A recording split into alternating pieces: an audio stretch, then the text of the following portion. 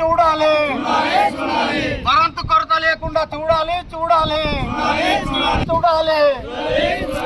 ముడి సరుకుల ధరలను నియంత్రించాలి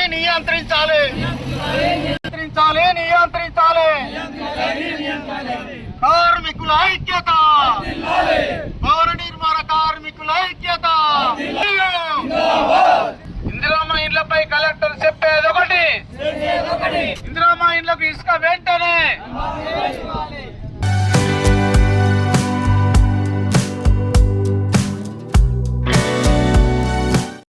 ఈరోజు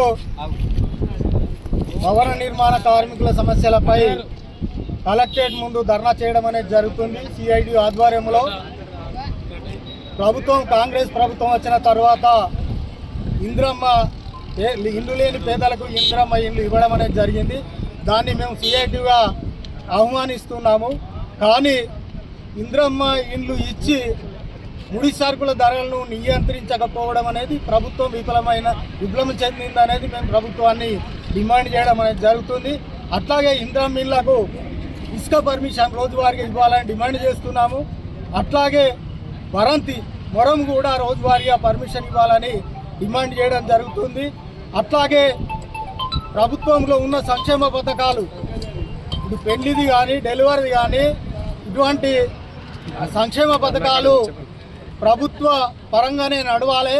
ప్రైవేట్ ఇన్సూరెన్స్ కంపెనీలకు అప్పచెప్తుంది కాబట్టి అది మానుకోవాలని కూడా డిమాండ్ చేయడం జరుగుతుంది. అట్లాగే హెల్త్ చెకప్ల పేరట ఓట్ల డబ్బులు దండుకోవడం జరుగుతుంది. హెల్త్ చెకప్ల పేరట కార్మికులకు నష్టం జరుగుతుంది కాబట్టి వెంటనే ఆ హెల్త్ చెకప్ల చేస్తున్న దాన్ని నిలిపివేయాలని కూడా మేము ఈరోజు డిమాండ్ చేయడం జరుగుతుంది. అట్లాగే కలెక్టర్కు ముఖ్యంగా మొదటి సమస్య ఇసుక మొరము రెండు రోజువారీగా పర్మిషన్ ఇవ్వాలి. ముడి సరుకుల ధరలు కూడా నియంత్రించాలని ప్రభుత్వానికి అటు కలెక్టర్కు డిమాండ్ చేయడం జరుగుతుంది. ఇల్లు రాకముందు సిరిసిల్లలో 1500కు ఒక ట్రిప్ చొప్పున ఇసుక దొరికింది. అప్పుడు 3 రోజులకు ఒకసారి పర్మిషన్ ఇచ్చేవాళ్ళు ప్రైవేటు ఇళ్లకు. కానీ ఇందిరమ్మ ఇల్లు వచ్చిన తర్వాత మరి కలెక్టర్ గారు ఏమనుకుంటారో తెలియదు. మరి రాజకీయ కక్షణ మరి ఏమో అర్థం కాదు. కానీ మరి ఇసుకకు పర్మిషన్ లాపేసిండు.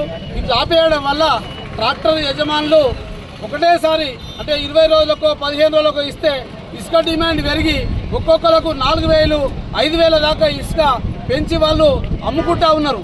కలెక్టర్ గారు మొన్న మీటింగ్ పెట్టి ఇందిరమ్మ ఇళ్లకు 1500కే ఒక ట్రిప్ ఇస్తా అని చెప్పేసి చిలక పలుకులు పలికిండు. కానీ వాళ్ళు ఎవరు కూడా 1500 ట్రిప్ ఇవ్వట్లేదు.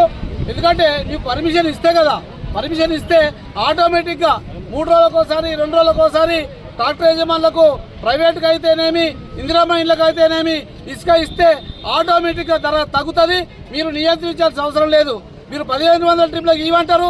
కానీ ట్రాక్టర్ యజమానులు ఇంటికి వచ్చిన తర్వాత 4000 5000 అమ్ముకోవడమే కాకుండా ఆ ఇందిరమ్మ ఇళ్ళకి ఇవ్వకుండా ప్రైవేటు పెట్టుబడిదారులకు కార్పొరేటు అంటే పెద్ద పెద్ద బిల్డింగ్లకు వాళ్ళు కుప్పలు పోసుకొని ఇందిరమ్మ ఇళ్లకు అన్యాయం జరుగుతుందని అందుకని కలెక్టర్ గారు వెంటనే చర్య తీసుకొని రాజకీయ కక్ష మానుకొని మరి పేదలకు 1500 ట్రిప్కే 1500కు ఒక ట్రిప్పు ఇసుక ఇచ్చే విధంగా చర్య తీసుకోవాలి.